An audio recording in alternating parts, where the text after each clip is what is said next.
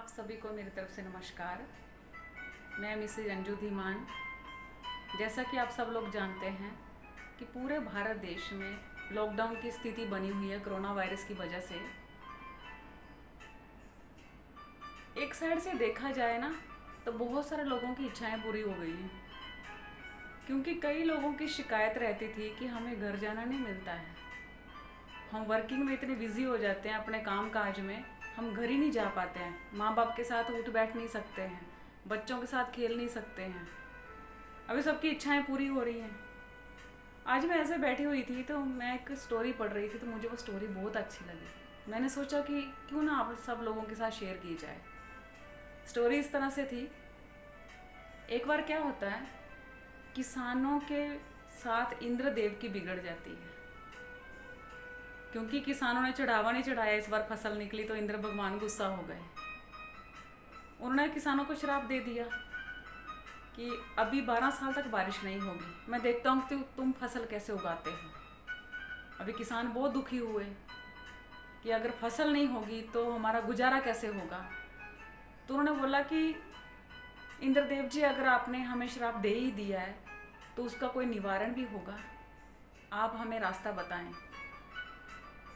तो इंद्रदेव जी ने बोला कि शंकर जी डमरू बजाएंगे तब बारिश होगी। किसान बड़े खुश हुए कि शंकर जी तो भोले भंडारी हैं, वो तो किसी की बात टाल नहीं सकते हैं, हम शंकर जी से मदद मांगने जाएंगे। इससे पहले कि किसान वहाँ पहुँचते, इंद्रदेव पहले पहुँच गए। उन्होंने शंकर जी को बोला कि प्रभु जी, मुझे आपसे कुछ चाहिए। प्रभु जी ने बोला कि बिंदास मांगो, क्या चाहिए। बोले कि पहले आप वादा करो कि अब मैं जो मांगूंगा आप देंगे। शंकर जी ने बोला ठीक है, कोई बात नहीं, मांगो। उन्होंने बोला कि आप 12 साल तक डमरू नहीं बजाएंगे। शंकर जी ने बोला कि क्यों। बोले बस आप नहीं बजाएंगे, आपने वादा किया है कि मैं जो बोलूँगा आप वो करोगे। शंकर जी ने बोला ठीक है, कोई बात नहीं। वहाँ से इंद्र भगवान चले गए। बाद में किसान वहाँ पे आए। उन्होंने वहाँ पे जाके फरियाद की कि प्रभु जी, हमारी समस्या का निवारण करो। हमें इंद्रदेव जी ने श्राप दे दिया है कि 12 साल तक बारिश नहीं होगी, अगर होगी तो आप तब होगी जब आप डमरू बजाएंगे। तो कृपा करके आप डमरू बजा देना, टाइम से बारिश हो जाएगी। शंकर जी ने बोला कि मैं 12 साल तक डमरू नहीं बजा सकता, क्योंकि मैंने इंद्रदेव को वचन दिया है और मैं अपना वचन को टाल नहीं सकता हूँ। किसान वहाँ से हताश होकर वापस आ गए। पार्वती जी ने शंकर जी को बहुत समझाया कि ये गरीब किसान हैं, आप इन पर दया कीजिए। शंकर जी ने बोला कि मैं कुछ नहीं कर सकता, क्योंकि मैंने वचन दिया है। अब किसान वापस आ गए। उनमें से एक किसान ऐसा था जो रोज सुबह उठ के खेतों में जाता था, हल चलाता था, टाइम से बीज बोता था, अपने खेतों की केयर करता था, ये सोचे बिना कि बारिश होगी कि नहीं होगी। वो अपना काम कर रहा था। लोग उसका बड़ा मजाक उड़ाते थे कि पागल हो गया, कि घर पे जो अनाज पड़ा है उससे गुजारा बसर करने की बजाय ये वही अनाज खेत में बर्बाद कर रहा है, क्योंकि बारिश नहीं होगी तो अनाज कहाँ से उगेगा।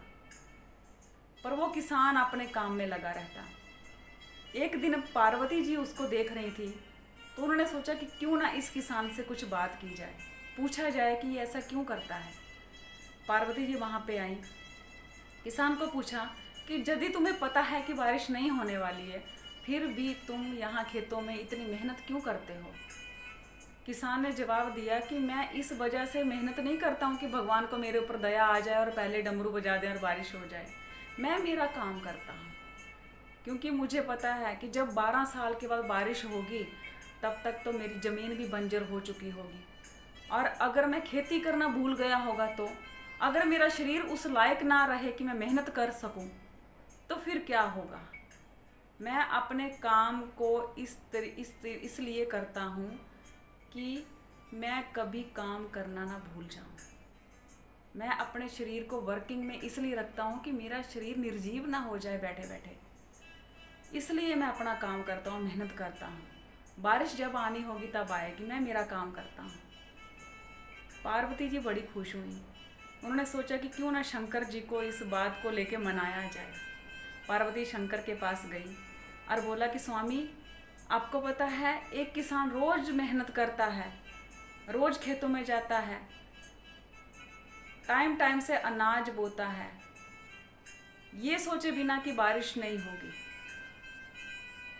जब मैंने उसको पूछा कि तुम इतनी मेहनत क्यों कर रहे हो, तो उसने बोला कि कहीं मैं अपना काम करना ना भूल जाऊं, मैं इसलिए मेहनत कर रहा हूं।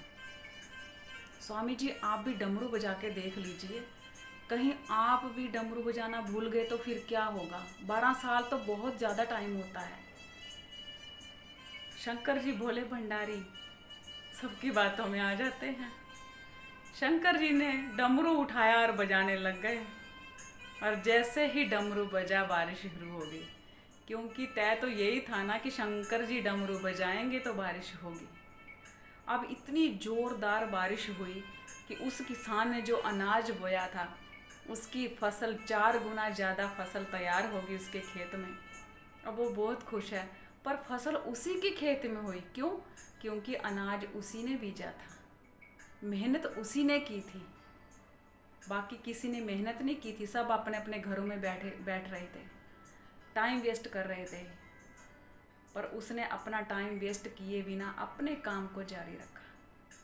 मेरा आप लोगों के पास यही मैसेज है कि आप लोग भी अपने काम की प्रैक्टिस करते रहें।